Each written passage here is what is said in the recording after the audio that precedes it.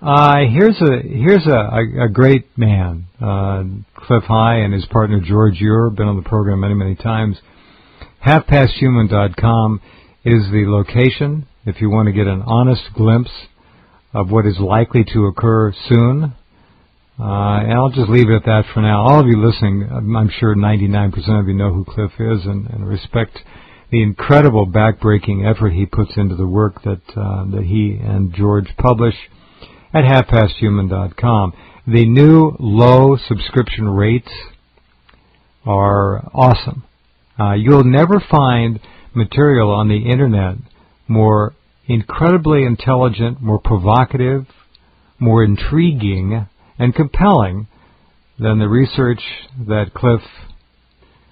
He doesn't write it.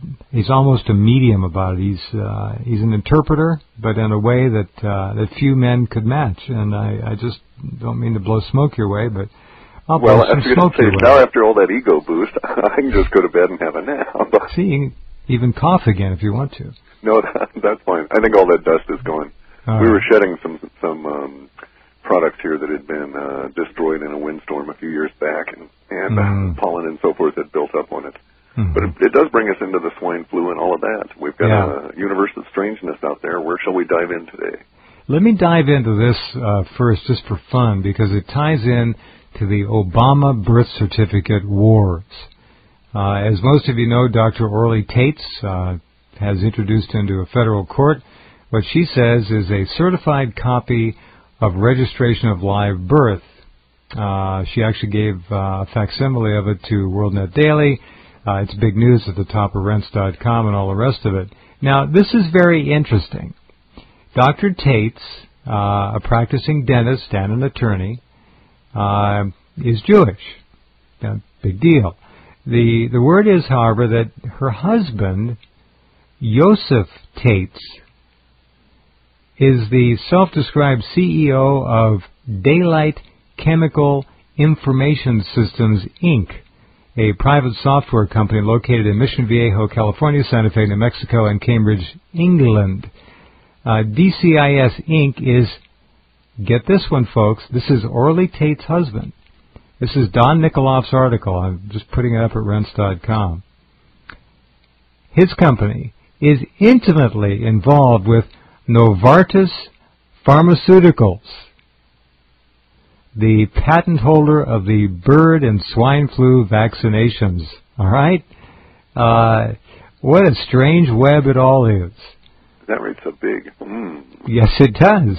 And apparently Dr. Tates and perhaps her husband, Yosef, are in Israel now, just 2 days after she dropped this bombshell into the federal court. Now, there are those who say that it's an obvious forgery. Those stories are up at Rense.com as well. They're saying that this document says Republic of Kenya or something like that.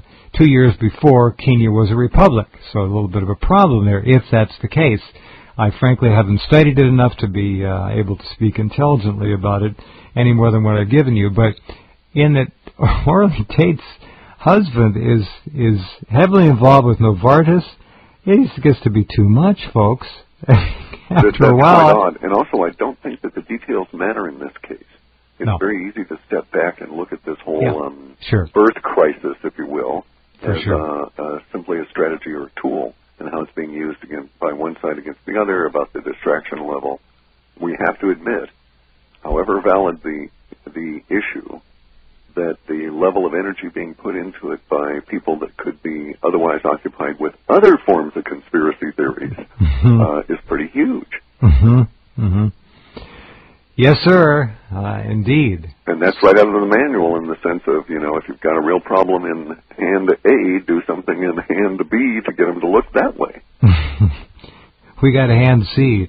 I know. Is this one of those 8-handed things, I'm sure? No, it is. I tell you, it gets to be almost laughable, the directions that the assaults are coming from now. I mean, this food health bill, you're keenly interested in our right to feed ourselves properly and nutritiously, and when you look at the government, how do you call the government? As our food czar. That's right. Yeah. Dr. Death. Yeah, from Monsanto. This guy is a GMO death wizard, if you will, and I don't mind calling him that. He's a public figure. But look at this. Read that, the insanity of this H.R. 2749, which passed the House. Yeah. Who are these people? I don't call them a government anymore. No, I don't call them Americans. This is bullshit. I mean, that excuse me, but you read that bill and you just can't believe what you're reading. I know. It has gone beyond the point of absurdity, and we actually now have to go back to the, what was the guy's name? Hanlon.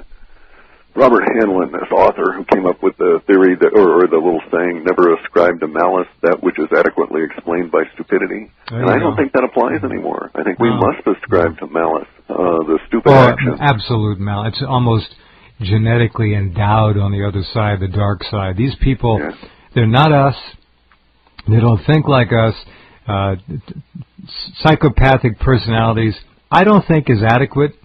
Because that suggests that they were normal to begin with. Or that they have limited effect as well. That's right. They're true sociopaths in the sense that their disease or evil or craziness spreads out far beyond themselves. I just really am to the point now where I don't consider those people in Washington to be a government at all. Not a government of and by and for us. They're a government of and by and for vested interests who don't give a good hoot about us whether we live or die. We're just numbers and digits and useless eaters and all the rest of it. Well, there's another even more sinister component to that. I like taking and drawing conclusions from observations, and we learn in the Aikido dojos, you learn by observation, and you make your conclusions based on what you can factually observe and verify. And this idea that you can't attribute malice to what's going on and place it upon those people that are implementing it. I think it has to be re-examined, because if you take all of the facts and you leave out the theory or the conclusion that they want to have a population reduction on a massive scale, nothing makes sense. It's all in isolation. It all falls apart. However, if you put that theory in place, then all of these little bits and pieces all jump right in line, like the Food and Safety Act bill, as well as all the other screwiness, including the indemnification of all of the manufacturers and the entire chain of the antivirus component that they're going to give you. I won't dignify it by calling it a vaccine. And even vaccines are questionable as to whether they ever really work. Of course. But it all comes together to support the premise that there is a move underway which is active now and probably launched early this year in a serious way that goes to the idea of elimination of a big chunk of the human populace. And it's an absurd thing to even suppose that there would be a small group of humans that has decided among themselves that they're going to get rid of 2/3 of all of us on the planet. Well, they've written about it. They've published it over the years. This is not new. I know, but yet at the same time, the mind reels when you're faced with the actual implementation of it. It does, because again, they, and I'm talking about the controllers, are not us. They don't think like us. They don't have morals like us. They laugh at our moral guidelines, our parameters. They laugh at our idea of integrity and honor. They don't give a good hoot about us. They mock us. They look at us as weak.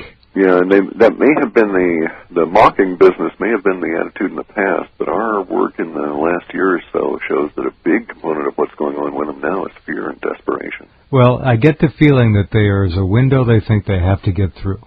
Yes. And yes, and there is a little bit of a race against time. Which makes them more desperate, dangerous and desperate. Absolutely. And so to that end, you are 100% right, and then some. But it tells me that these non-humans, and I don't call them humans by my measure, will do anything they can to preserve their power, including taking all of us or most of us down. They're not going to give it up. Well, they actually are doing that, and that's the real evil. Well, it's a slow burn right now, but I think you're right, and I think we can expect to see large chunks in a relatively short period of time of the world population reduced to compost. No, excuse me, organic gardeners will be offended by that, but that's basically what it is.